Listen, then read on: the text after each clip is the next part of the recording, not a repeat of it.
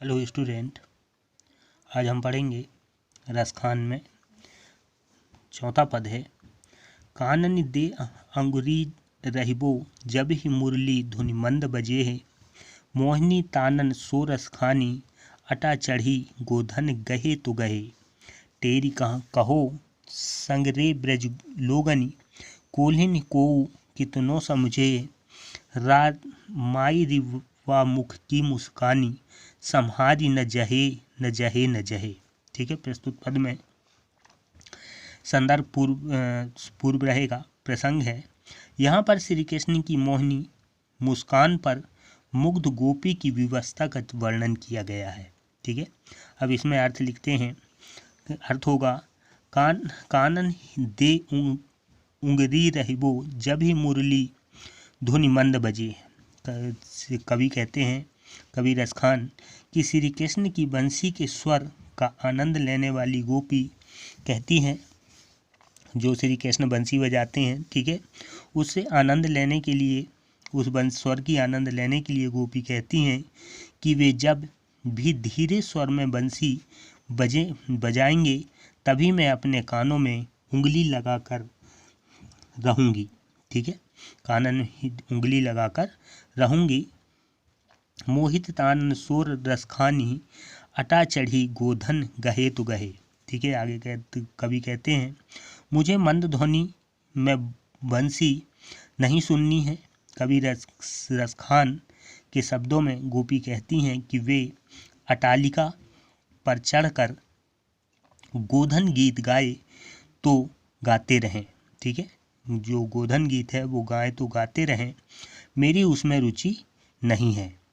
गोपी स्पष्ट शब्दों में ब्रज के लोगों को पुकार पुकार कर कह रही है कि कल कोई मुझे कितना ही समझाए, मैं समझने में असमर्थ रहूंगी। माई वा मुख की मुस्कानी सम्हारी न जहे न जहे न जहे। आगे कवि कहते हैं कि उनके और सभी व्यवहारों को तो मैं सहन कर लूँगी।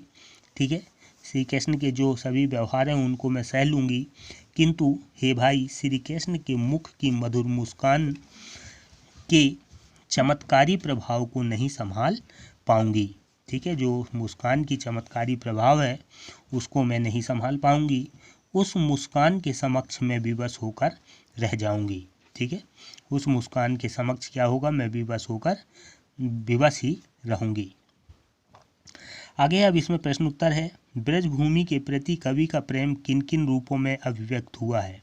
ठीक है, तो इसमें हम पहले पढ़ चुके हैं कि कवि रसखान का ब्रजभूमि के प्रति जो प्रेम है वो कई रूपों में प्रकट हुआ है। वे गोकुल में बसना चाहते हैं, पुनर्जन्म लेकर वे ब्रज की गाय, पक्षी, पत्थर आदि के रूप में आने की इच्छा है। ठीक है, उन्होंने ब्रज के वन, बाग, तालाब, करील आदि अति प्रिय हैं। वे उनके लिए सब कुछ त्यागने के लिए तैयार हैं।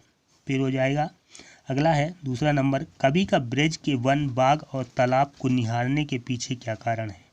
ठीक है, तो इसमें है श्री कृष्ण के अनन्य भक्त जो हैं कवि रसखान, उन सभी चीज़ों को निहारने के इच्छुक हैं जिनसे श्री कृष्ण का संबंध है।